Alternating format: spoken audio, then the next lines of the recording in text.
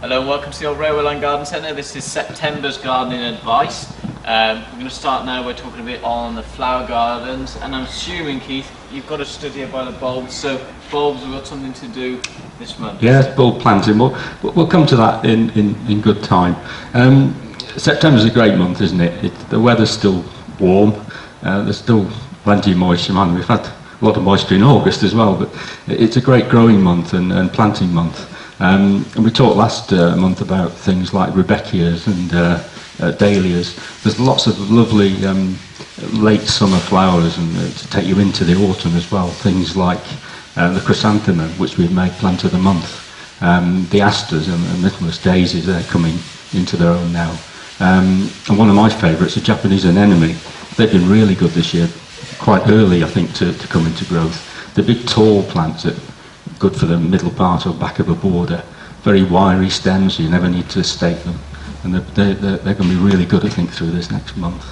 And then the grasses. People say to me, why do you grow grass in your borders? Well, if you want to know, have a look at grasses in September, because they're really good now. The flower heads are standing above the foliage, they catch the wind, they catch the light. This is the time really to have a look at getting some grasses into your borders, I think. Brilliant. And as far as anything we've got established already in the garden, any feeding to do this month? Not really, no. I think I'll still keep feeding my bedding plants in the borders and the baskets and the tubs. Really just trying to keep them going as long as possible. I mean, we talked about deadheading and feeding all through the summer for them, but there will come a time through September probably where they're past their best.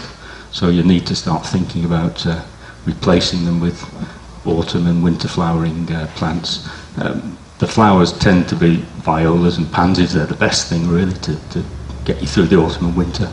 But there's lots of other things, small conifers, small grasses, evergreen perennials like heucheras and ajugas, and they can fill the rest of the pot and the basket with colour and shape and go right through the winter. So thinking about those. And then you mentioned the spring bulbs. This is the time to start getting those in pots or in borders. Starting probably with the daffodils, the crocus, the alliums, and then later on, October, November, hyacinths and tulips. Brilliant. Later on this month we have got a Planet Planted day here at the Gardens, and all the details are on the website. There's going to be a talk during the day. And it'll just all be about things you can do now to prepare the garden for next year.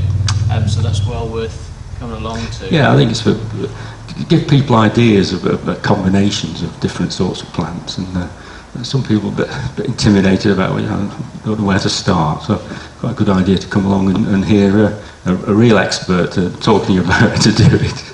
That's brilliant. Well, thanks very much, Keith. Okay.